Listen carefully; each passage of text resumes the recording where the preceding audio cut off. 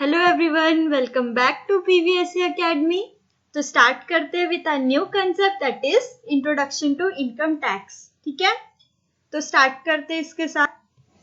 तो सबसे पहले why income tax act, income tax act क्यों आया।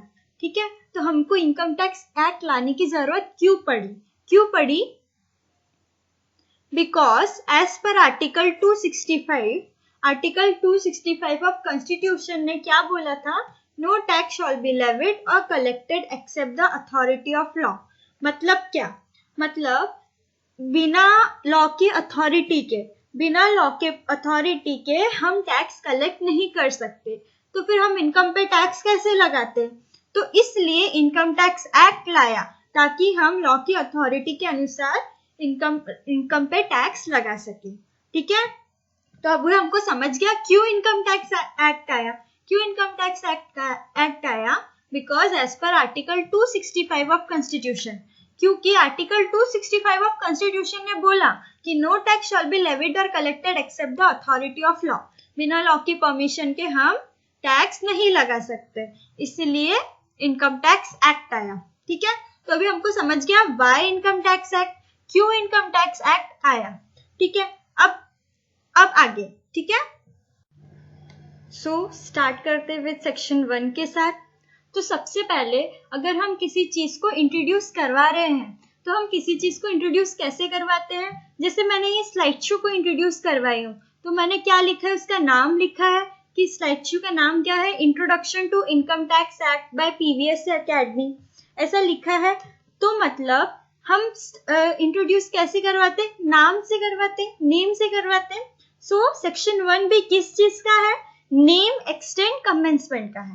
ओके, ये एक्ट का नाम क्या है, ये एक्ट कब किस किस चीजों पे कहाँ लागू होता है, और ये एक्ट कब लागू हुआ।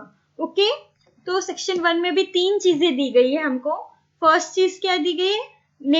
नेम मतलब दिस एक्ट में be called as income tax act 1961। ये एक्ट को क्या बोलते हैं हम? इनकम टैक्स एक्ट 1961 बोलते हैं। मतलब नाम दिया गया है पहली चीज में, इनकम टैक्स एक्ट 1961 बोलते हैं। सेकेंड क्या दिया गया है? It extend to whole of India. ये कहाँ लागू होता है? तो ये पूरे इंडिया में लागू होता है। ओके, क्या पूरे इंडिया में लागू होता है? इनकम टैक्स एक्ट 1961 पूरे इंडिया में लागू होता है। एंड थर्ड चीज क्या दी गई है? Save as otherwise provided in this act it shall come into force on first day of April 1962। तो ये कब से लागू होना चालू हुआ? फर्स्ट डे ऑफ अप्रैल 1962 से लागू होना चालू हुआ। कब आया? 1961 में आया, बट कब से लागू होना चालू हुआ? 1962 से। फर्स्ट डे ऑफ अप्रैल 1964 से लागू होना चालू हुआ। ओके, तो अब हमको समझ गया सेक्शन 1। सेक्शन 1 में 3 चीजें दी गई है, नेम, एक्सटेंड एंड कमेंसमेंट। ये एक्ट का नाम क्या है? तो ये एक्ट का नाम है इनकम टैक्स एक्ट 1961। एक्सटेंड कहाँ लगता है? तो ये लगता है पूरे इंडिया में लगता है। ओके, एंड थर्ड चीज क्या को? ये एक्ट कब से लागू होना चालू हुआ? ओके, तो ये एक्ट कब से लागू होना चालू हुआ? फर्स्ट डे ऑफ अप्रैल 1962 से लागू होना चालू हुआ। ओके, तो अब हमको सेक्शन 1 समझ गया। अब आते हैं हम सेक्शन 2 के साथ। ओके, तो हर एक्ट का सेक्शन 2, कोई भी लॉ कोई भी एक्ट ले लो तो उसका सेक्शन 2 क्या रहता है? डेफिनेशन का रहता है। ये एक्ट में भी सेम सेक्शन 2 क्या है? डेफिनेशन का है।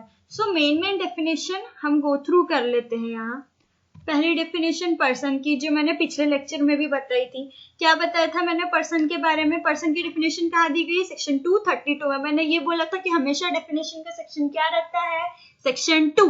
एंड पर्सन की डेफिनेशन का सेक्शन क्या है? सेक्शन 232। पर्सन की डेफिनेशन में क्या पढ़ा था? पर्सन इंक्लूड्स, पर्सन मीन्स नहीं, पर्सन इंक्लूड्स मतलब इसमें ये चीजें आ सकती, और भी चीजें आ सकती है। ठीक है, मीन्स बोलता तो क्या यही चीजें आती। ठीक है, ये है पर्सन का मतलब सिर्फ ये है, बट इसमें क्या होला? पर्सन इंक्लूड्स मतलब पर्सन में ये चीजें आ सकती है, और भी चीजें हम इंक्लूड कर सकते हैं। ठीक है, तो पर्सन इंक्लूड्स क्या वाला? पर्सन इंक्लूड्स इंडिविजुअल मतलब कौन? आप, हम। ठीक है, एचयूएफ का मतलब क्या? हिंदू अनडिवाइडेड फैमिली, मतलब पुश्तैनी पुराना जो काम है उसी को कैरी ऑन जो कर रहे हैं हिंदू लोग। ठीक है, तो उसको बोला है Hindu undivided family. Third one is company, company registered under companies act, firm, partnership firm, local authority, AOPBOI association of person, मतलब पर्सन मिलके, जैसे इंडिविजुअल, HUF, कंपनी, फर्म मिलके एक एसोसिएशन तैयार कर ली तो वो हो गया association of person. Body of individual मतलब क्या, जब इंडिविजुअल मिलके एक बॉडी तैयार कर लिए तो उसको बोला बॉडी ऑफ इंडिविजुअल।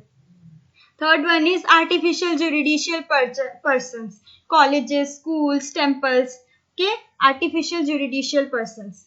समझ गया पर्सन की डेफिनेशन। अभी पर्सन की डेफिनेशन कहाँ दी गई, सेक्शन 232 में। हमेशा डेफिनेशन का section 2। Okay, definition. Second definition is about assessee. Assessee की डेफिनेशन कहाँ दी गई, सेक्शन 2(7) में। 2 सबसेक्शन 7 में असेसी की डेफिनेशन दी गई है। क्या बोला, assessee means a person by whom any tax और any other sum of money is payable under this act. मतलब क्या, मतलब सिंपल मतलब है इसका, असेसी मतलब वो पर्सन जिसपे जो टैक्स भर रहा है। ठीक है, क्या बोला, assessee means a person by whom any tax और any other sum of money is payable under this act.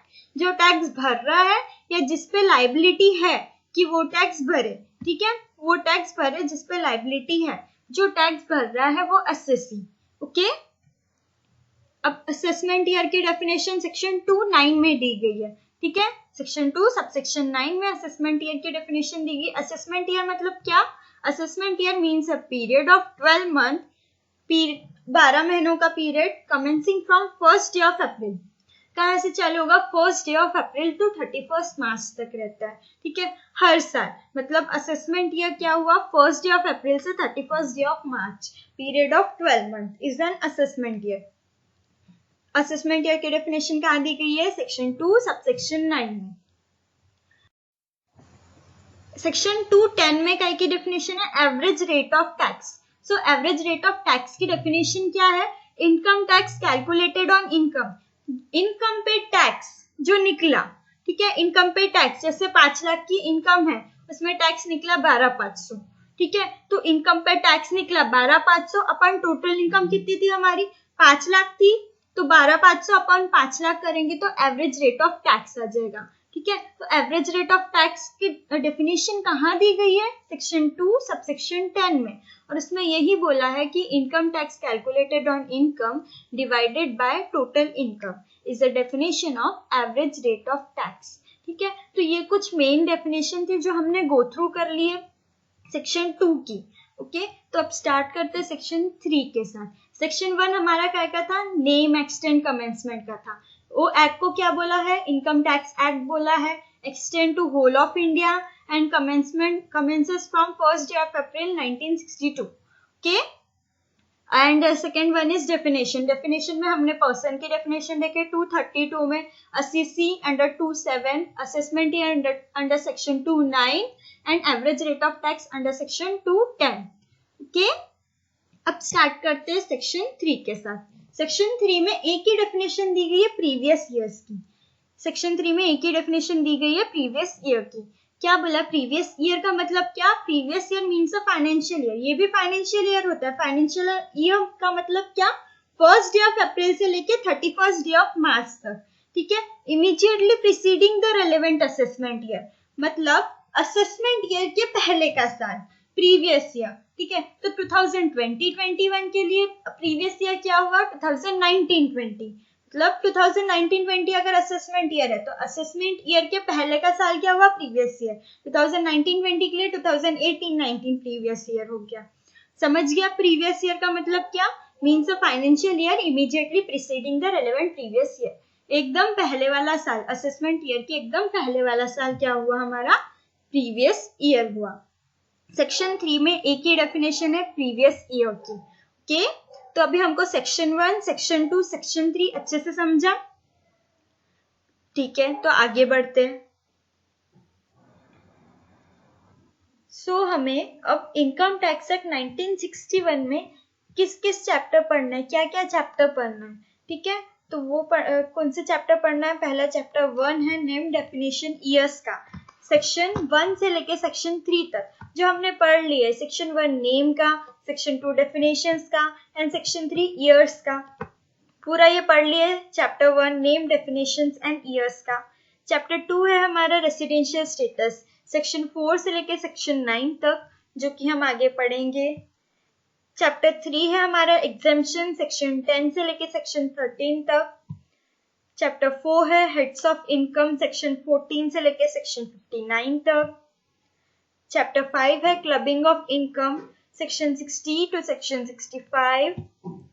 Chapter 6 है set off and carry forward, section 66 से सेक्शन 80। चैप्टर 6A है deductions, section 80C to 80U। तो हम ये chapter आगे पढ़ने वाले।